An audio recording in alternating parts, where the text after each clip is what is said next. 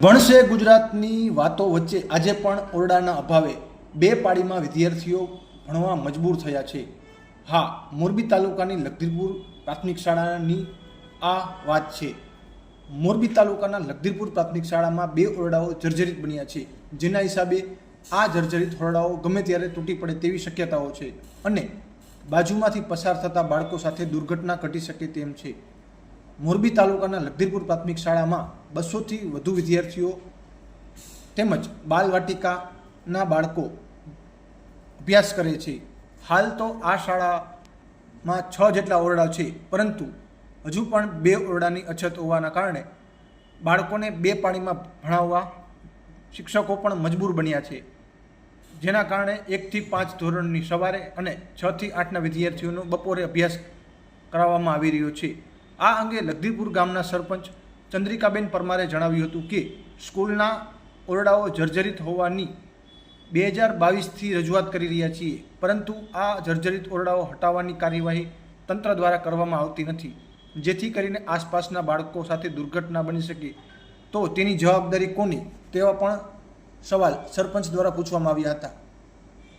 મોરબી તાલુકાના લખધીરપુર શાળાના બિલ્ડિંગના બાંધકામ 2003માં કર્યા હોવાનું અને હાલમાં આ ઓરડાના છતમાંથી પોપડા પડતા હોવાનું તેમજ મોટી તિરાડો હોવાનું સામે આવ્યું છે। આ જર્જરિત ઓરડાઓ ગમે ત્યારે તૂટી શકે છે અને મોટી દુર્ઘટના સર્જાઈ શકે છે, ત્યારે આ બાબતે તંત્ર વહેલી તકે જાગે અને આ ઓરડાઓ દૂર કરવાની કામગીરી હાથમાં લે તેમજ નવું બાંધકામ બનાવે તેવી ગ્રામજનો દ્વારા માંગણી કરવામાં આવી રહી છે। મારું નામ અજાણા વિનોદભાઈ ખોડાભાઈ, લખધીરપુર ગ્રામ પંચાયત ઉપસરપંચ। રજૂઆત 2 વર્ષથી અમે સ્કૂલમાં 2 રૂમ જે જર્જરિત હાલતમાં છે, અમે ગ્રામ પંચાયતે ઠરાવ કરી દીધો છે અને સ્કૂલના આચાર્ય એસએમસી દ્વારા પણ ઠરાવ અગાઉ પણ અમે કરીને 2-3 વખત દીધેલા છે।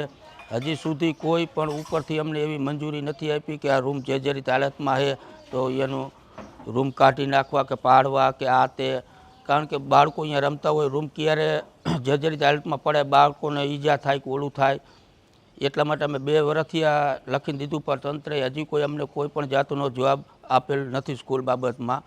અને બાજુમાં ગામની બાજુમાં જે જૂની સ્કૂલ છે એમનું પણ લખીને દીધું, કમિટી હોલ છે જર્જરી હાલતમાં, બાજુની જૂની ગ્રામ પંચાયત જર્જરી હાલતમાં, ગામના ઝાપા અંદર આવતા જર્જરી હાલતમાં એમને બંધ પડ્યું છે અને ગંધવાળો ફૂલ એમના હિસાબે સાફ સફાઈ પણ રહે એવું નથી, અંદર ખૂટી આ તે બધા અંદર મરી જાય, આ તે ઢોર થઈ જાય, કૂતરા મરી જાય, આ તે થઈ જાય, ફૂલ ગંધવાળો રહે। પણ અમે 2 વર્ષથી રજૂઆત કરી, પણ હજી સુધી અમને કોઈ ઉપરથી એવો હુકમ કે એવું કોઈ કાગળ લખ્યો નથી કે ભાઈ જર્જરી હાલતના રૂમ રહ્યા એનું નિવાકરણ લાવો। હજી સુધી કોઈ પણ જાતનું નિવાકરણ આવેલ નથી। પરમાર ચંદ્રિકાબેન કાનજીભાઈ, લખધીરપુરના સરપંચ। તમારા શાળામાં કેટલા ટાઈમથી રૂમો ખંડિત છે? રૂમ 4-5 વર્ષથી આ ખંડિત છે, પણ 2-3 વર્ષથી તો અમે રજૂઆત કરતા જ આવી, ઠેઠ સુધી લેખિતમાં દઈ, પણ કોઈ સાંભળતા નથી। પૂરી થાય છોકરા આખો દિવસ ભણી શકે, અત્યારે 2 પાળીમાં ભણે છે, 200થી ઉપર સંખ્યા છે, અત્યારે એક સ્કૂલમાં હમાતા નથી બધા છોકરા।